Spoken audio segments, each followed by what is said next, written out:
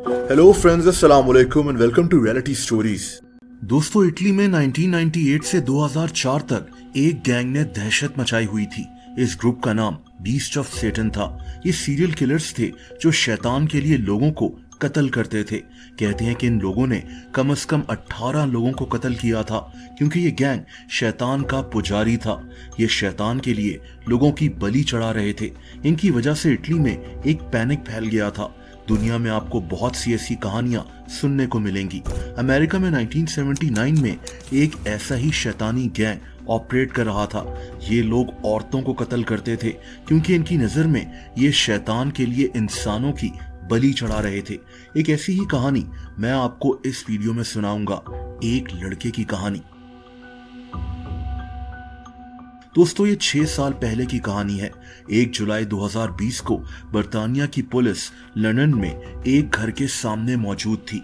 इन्होंने इस घर का दरवाजा तोड़ दिया। ये अंदर दाखिल हुए और पुलिस को जो चीज इस घर से मिली उसे जानकर आप हैरान रह जाएंगे।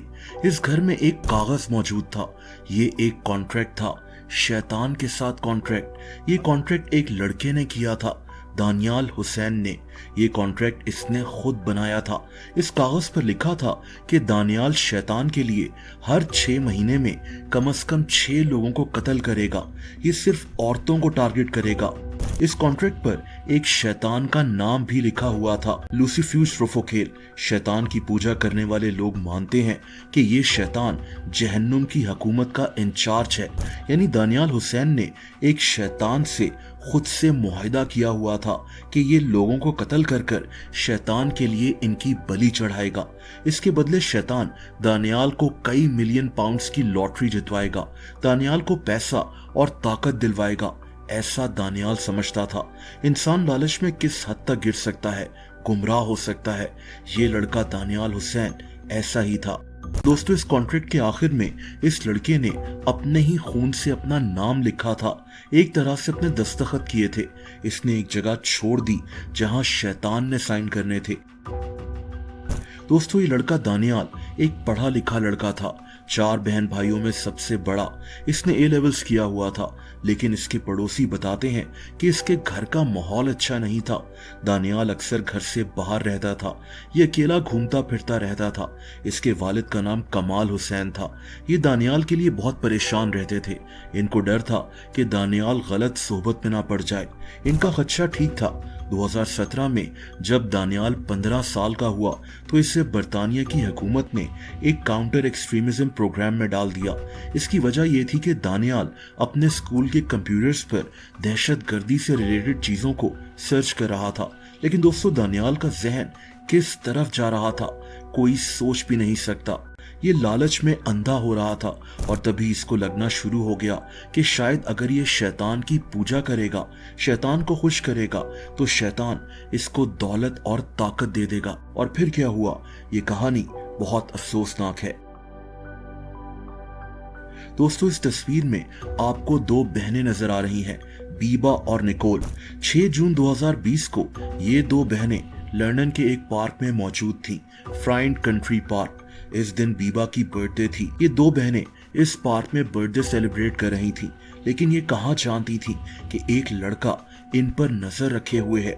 एक ऐसा लड़का जिसको ये जानती तक नहीं थी, जिससे इनकी कोई दुश्मनी ही नहीं थी। लेकिन ये लड़का लालच में अंधा हो चुका था। ये शैतान के लिए इन 2 बहनों को कत्ल करना चाहता था ताकि शैतान इसको एक लॉटरी जितवा दे। ये लड़का दानियाल हुसैन था।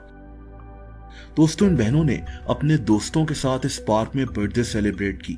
इसके बाद इनके दोस्त वहां से चले गए, लेकिन ये बहनें इसी पार्क में घूमती फिरती रहीं। ये अपनी पिक्चर्स वगैरह ले रही थीं।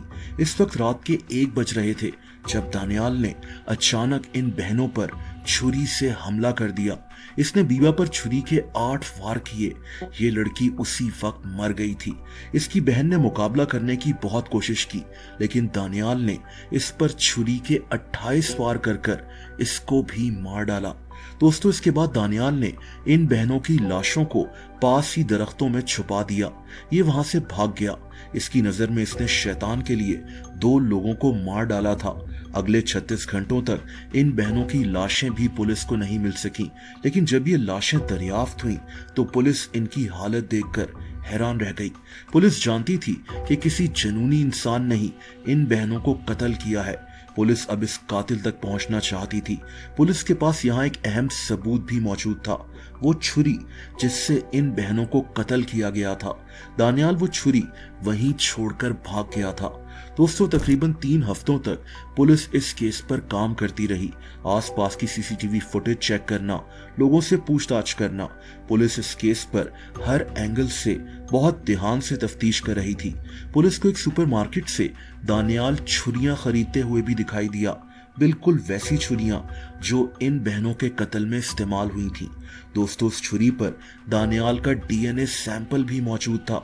दरअसल उन बहनों पर हमला करते हुए दानियाल खुद भी थोड़ा सा जख्मी हुआ था, क्योंकि एक बहन ने खुद को बचाने की भरपूर कोशिश की थी। तभी उस छुरी से दानियाल का हाथ जख्मी हो गया था।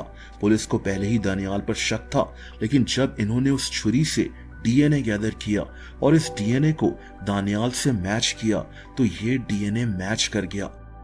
पुलिस ने जब इससे सवाल किया कि इसके हाथ पर यह चोट कैसे लगी है, तो इस लड़के के पास कोई जवाब ही नहीं था। The wrists from the cuffs? No. Oh. How did that happen? How did that happen? Sorry. How did that happen? Oh, is this the interview? That was the question. The injuries on your fingers. What happened there? Okay, don't worry. Police के मुताबिक दानियाल एक delusion में जिंदगी गुजार रहा था। इसको खुद भी नहीं पता था कि ये असल में क्या कर रहा है। पुलिस को इसके बेडरूम से एक और लेटर भी मिला था, जिसमें इसने शैतान को अपना खून देने का वादा किया था। बदले में इसने शैतान से अपनी ख्वाहिशात का इजहार किया हुआ था। पुलिस को इसके कमरे से लॉटरी टिकट्स भी मिली थी। दानियाल को लगता था कि लोगों को कत्ल करने के बाद ये लॉटरी टिकट्स जीत जाएगा। इसके कमरे से शैतानी सिंबल्स भी मिले थे, ऐसे सिंबल्स जो शैतानी कल्ट्स वगैरह इस्तेमाल करते हैं। पुलिस को यह भी पता चला कि दानियाल डार्क वेब पर भी बहुत वक्त गुजारता था। दानियाल ने डार्क वेब पर सैटेनिक वेब फोरम्स को ज्वाइन किया हुआ था, जहां ये किसी शैतानी गैंग का मेंबर भी बना हुआ था। अगर ये लड़का पकड़ा ना जाता तो पता नहीं ये अपने पागलपन में और कितने मासूम लोगों की जान ले लेता। दोस्तों, दानियाल पर अदालत में केस चला और तकरीबन 1 साल बाद इस केस का फैसला आ गया। दानियाल को 35 साल के लिए जेल भेज दिया गया। इन बहनों की फैमिली का कहना था कि ये पूरी कोशिश करेंगी कि दानियाल 35 साल बाद भी जेल से बाहर ना आए।